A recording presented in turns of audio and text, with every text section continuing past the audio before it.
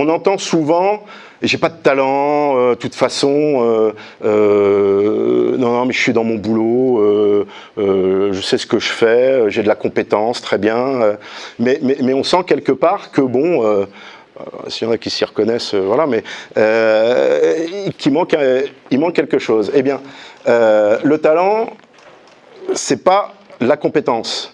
Le talent, c'est vraiment l'expression de la singularité de chaque personne. Chaque personne a un talent qu'elle doit, enfin c'est bien, arriver à exercer.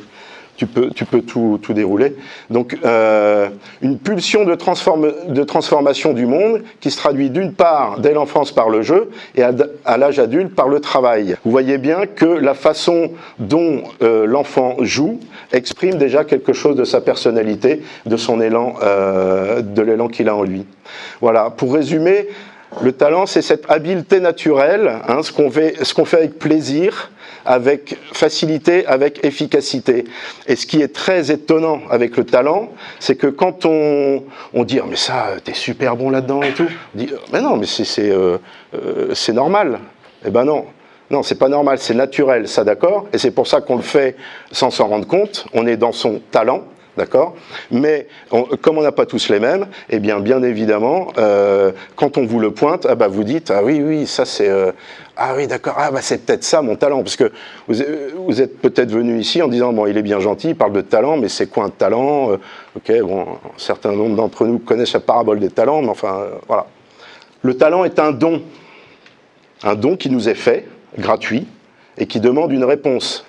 Et notre réponse se fait dans l'engagement. Elle se fait en deux temps. Déjà dans l'acceptation de son talent. Alors, pour l'accepter, il faut le connaître. Pour le connaître, il faut éventuellement le reconnaître. D'accord ? Donc, il y a toute cette étape-là. Et ensuite, l'engager. C'est un don qui fait peur en même temps parce qu'encore une fois, c'est constitutif de nous-mêmes. Donc, quand on répond à la question « quel est mon talent ? Qui suis-je ? Où cours-je ?» bon, etc. Vous voyez, c'est des questions existentielles. Hein. Donc, dans la démarche, pas tout déflorer, et puis vous nous en parlerez, mais dans la démarche d'accompagnement, vous voyez bien qu'on parle de démarche, on ne parle pas de méthode. Hein.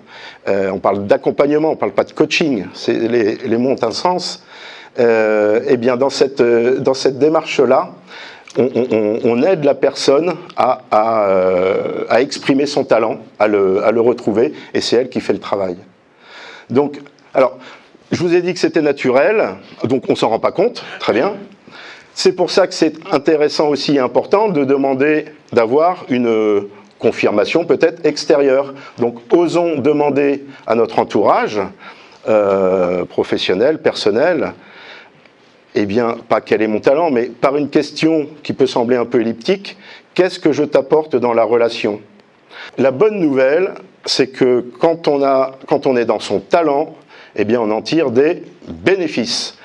Et je vous dirai mon profil après, donc pour moi, les bénéfices sont importants. Voilà, premier bénéfice, eh bien, on se sent uni, en paix, serein, voilà. Axé, moi je dis, ou en tout cas, oui, uni, pas tiraillé, pas, voilà. On va pas au travail avec la boule au ventre, on n'y va plus, en tout cas, voilà. La joie de se sentir utile, on a tous envie de donner quelque chose aux autres. Alors après, c'est une des étapes de l'accompagnement, mais comment on fait ? Bon ben voilà, l'accompagnement est une manière, voilà, de se sentir utile et d'apporter quelque chose aux autres. Dynamisme, succès, alors oui, on travaille, enfin, il y a des entrepreneurs dans la salle, donc ils le savent, hein, mais la grande différence, c'est qu'on travaille pour soi, non, mais c'est soi-même qui nous mettons en route. Hein, et ce qui est beau, c'est que quand on est dans son talent, finalement, Anne-Françoise a ce terme de dire c'est super écolo parce que c'est une énergie renouvelable. C'est-à-dire que vous avez votre propre moteur, hein, Jean-Baptiste qui aime les trucs solaires, là, les panneaux solaires, hein, voilà. Vous avez votre propre moteur qui se régénère et ça grandit, quoi, hein. C'est un cercle vertueux. ça donne aussi une meilleure confiance en soi, une meilleure estime de soi. Enfin voilà. Donc globalement, il n'y a que du bénéfice. Et puis voilà ce que je vous disais un petit peu tout à l'heure, un sentiment d'alignement quand on est à sa juste place, c'est-à-dire, je vous ai dit, chacun est unique, chacun a une mission, et bien quand on est dans sa mission, ça se sent, ça se voit, ça rend heureux les autres et ça rend heureux soi-même. Je vous ai passé le livre blanc, et si vous décidiez d'être heureux au travail, et il me dit fort justement, il me dit, mais vous partez du postulat que tout le monde est malheureux au travail. Je dis non, non, non, non. Non, et Dieu merci, vous êtes sûrement un très bon chef d'entreprise et tout le monde est content d'aller bosser chez vous le matin, c'est super. Mais néanmoins, les chiffres sont là pour nous prouver que y a de plus en plus de gens qui sont en burn-out, en bore-out, qui sont fatigués, qui vont bosser, je vais être un peu cash, mais pour aller chercher un chèque et globalement qui s'éclatent pas dans ce qu'ils font. Donc voilà, donc la bonne nouvelle, c'est qu'il y a aussi, le travail peut aussi rendre heureux. Nous allons aborder un des outils de l'analyse de la personnalité professionnelle. Donc les cobayes connaissent ça par cœur. Donc vous avez ici ce qu'on appelle la roue des talents. Alors certains d'entre nous appellent ça aussi une boussole, qui était un bon terme, avec deux axes principaux. Un axe vertical, appelons-le nord-sud, et un axe horizontal, ouest-est.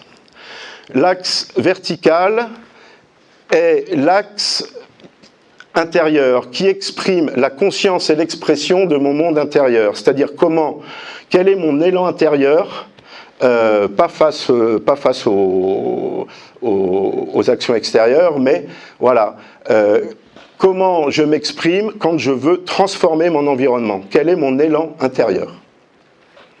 L'axe, ça va ? Oui ? L'axe horizontal, la façon dont j'appréhende les situations selon mon type d'intelligence, alors toujours en vue de transformer l'environnement, ça c'est la conscience et l'appréhension, alors pas l'appréhension dans le sens j'appréhende, j'ai super peur, non, c'est comment je me saisis du monde extérieur, d'une activité, de quelque chose qui arrive, voilà, quelle est ma façon d'appréhender le monde extérieur. Est-ce que c'est à peu près clair ? Si c'est pas clair, il faut le dire. J'en déduis que c'est clair. Alors on va continuer. La personne qui est au nord, elle, sa caractéristique, c'est qu'elle veut entraîner les autres dans sa propre aventure. On verra un petit peu ce qui régit ces personnes-là. À l'inverse, une personne qui est au sud, sens des lois universelles, c'est une personne qui va conformer les situations aux lois universelles qui les fondent. C'est-à-dire, c'est une personne qui, pour elle, la règle est importante, la loi est importante. Voilà, des personnes qui aiment les règles, les bases, les fondements, des choses sur lesquelles on peut s'appuyer. Alors, vous voyez au passage que ces deux élans, ces deux demi-axes, appelons-les comme ça, sont un petit peu en tension. Une personne qui est plein nord va avoir du mal à comprendre quelqu'un qui est plein sud. Sur l'axe horizontal, quelqu'un qui est dans la pensée, ça c'est une personne qui va avoir besoin par rapport à une situation extérieure, ce qu'on disait tout à l'heure, l'appréhension des choses extérieures, elle va appréhender les choses d'abord sur le mode de la pensée. C'est la question du pourquoi. Voilà. Pourquoi ça se passe comme ça, comment ça marche, enfin voilà, des gens qui ont besoin de prise de recul et de concevoir les choses, enfin avant d'aller sur le terrain. À l'inverse, des gens qui sont adaptation au milieu, et bien là, donc on est à l'est, ça ce sont des personnes qui elles vont être mus par tout ce qui est efficacité, rentabilité. C'est des gens qui ont de l'intuition, ils savent pas dire pourquoi, mais je le sens ou je le sens pas, voilà. Et des gens qui vont apprendre par le concret, l'expérience, etc. Là, c'est ce qu'on appelle les inverses, les contraires, c'est-à-dire comment les gens du Nord voient par exemple les gens du Sud. Ok ? Quelqu'un du Nord, alors, il va dire, non mais aussi, attends, c'est des coincés, ils sont obtus, c'est des emmerdeurs, c'est des psychorigides, des asociaux, voilà. À l'inverse, celui du Sud va dire au Nord, mais attends, il est juste excité, incontrôlable, pas sérieux, enfin, voilà, c'est n'importe quoi. Voilà. Quelqu'un qui est dans la pensée va penser justement de quelqu'un qui est dans le milieu, non, mais attends, il est super trivial, il est terre à terre, affairiste, intéressé, calculateur, globalement, il dit bonjour, tu te demandes ce qu'il y a derrière, etc. À l'inverse, ceux qui sont dans le milieu, ils vont voir ceux qui sont dans la pensée en disant non mais attends, il fume la moquette, il est complètement déconnecté des réalités, il n'a pas les pieds sur terre, et ça tombe bien, il est à l'ouest. Bon. Je vous ai dit talent et trajectoire, la spécificité, parce qu'on me demande souvent ouais mais du coaching il y en a beaucoup, qu'est-ce qui vous différencie? Ce que m'a demandé la fille du Dauphiné libéré. Eh bien, ce qui nous différencie, c'est qu'on travaille, on a une démarche, et pas une méthode. La première partie, je vous l'ai dit déjà tout à l'heure un petit peu, l'héritage. Donc ça, dans les premiers entretiens, une fois que la personne a dit « Ok, on part ensemble »,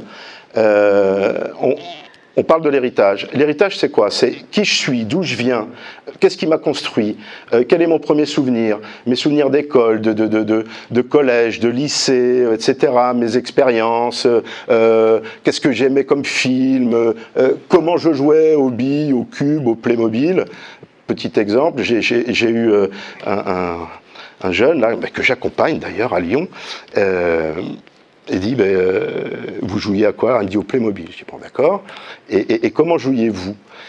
Et il me dit, moi je jouais avec mon frère, je lui passais les Playmobil, lui il construisait, et moi je rêvais. Voilà. Vous sentez bien que là, il y a un élan, et Jean-Luc, il y a un élan fort intérieur.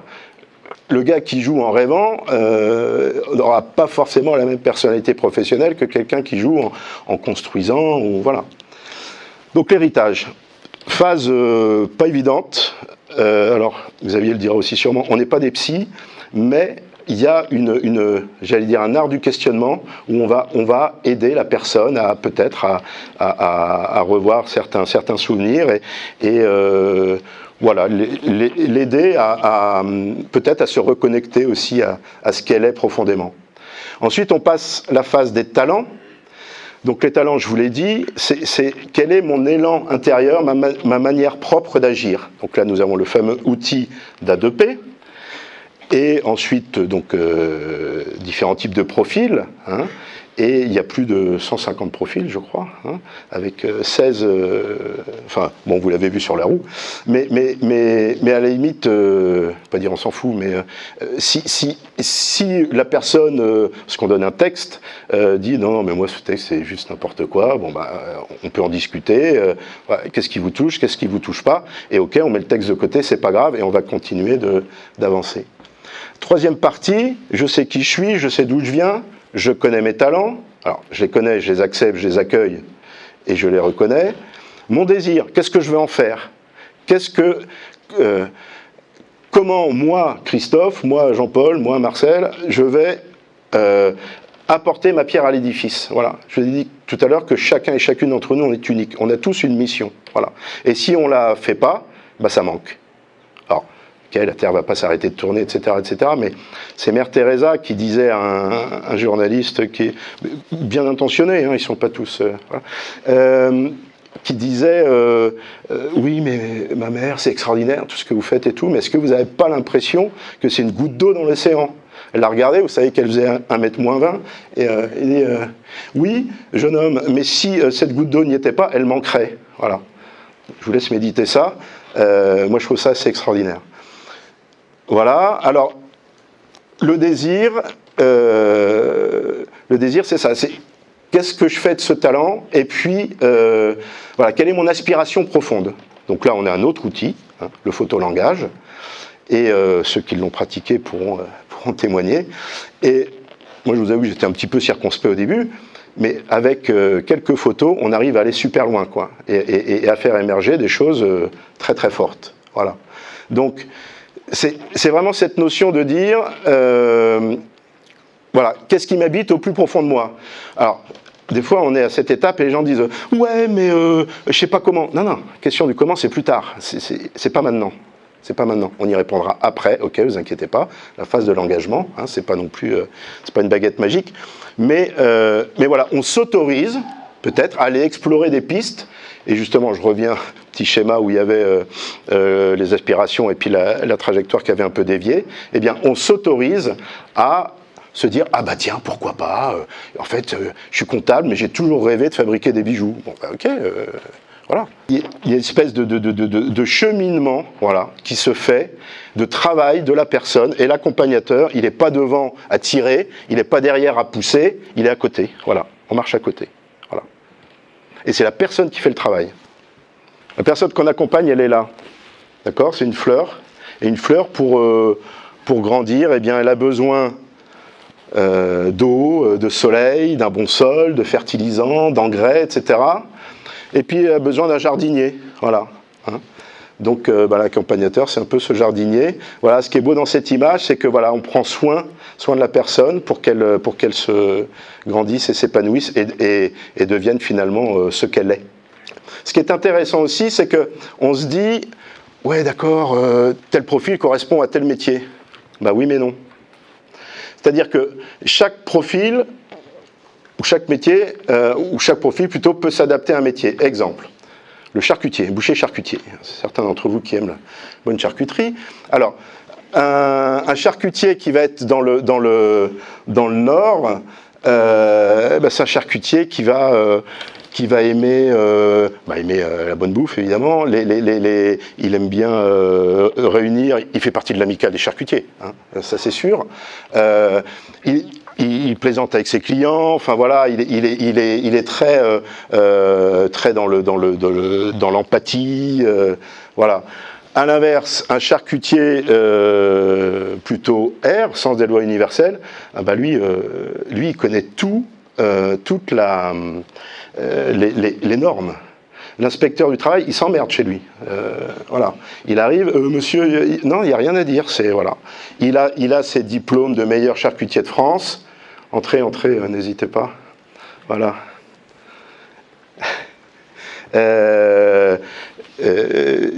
Donc voilà, c'est quelqu'un qui connaît toutes les normes, tous ces gars sont briefés, enfin voilà. Charcutier qui est plus dans la pensée, lui, il va passer un temps incroyable dans son arrière-cuisine et il va étudier des livres de recettes. Voilà. Il va dire pourquoi la muscade va avec le lapin alors que d'habitude ça va plutôt avec la pintade. Je comprends pas. Ah, je veux savoir. Bon, c'est pas hyper grave, mais voilà, j'ai besoin de comprendre. Voilà. Donc vous voyez, sa grand-mère avait des livres de cuisine. Il passait du temps à les lire. Voilà.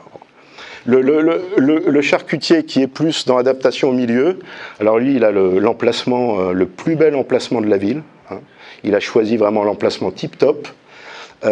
Ces gars, ils sont briefés, ils savent combien de chiffres ils doivent faire par jour. Voilà, il faut que ça marche, il faut que ce soit rentable, il faut que ce soit efficace.